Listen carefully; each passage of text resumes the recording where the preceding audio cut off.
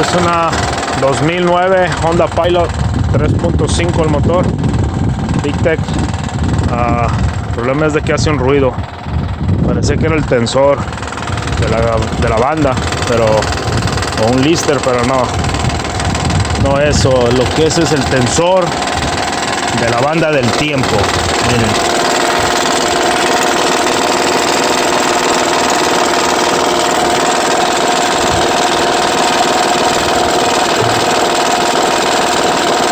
El tensor está ahí.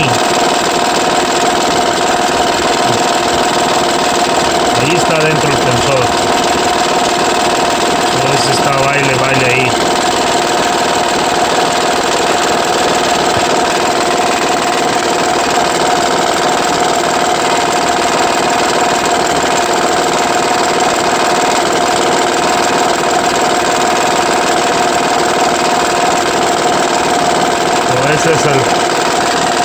Ese es el problema del ruido. Fácil, nomás quitas esta tapa. Lleva 1, 2, 3, 5 tornillos, 10.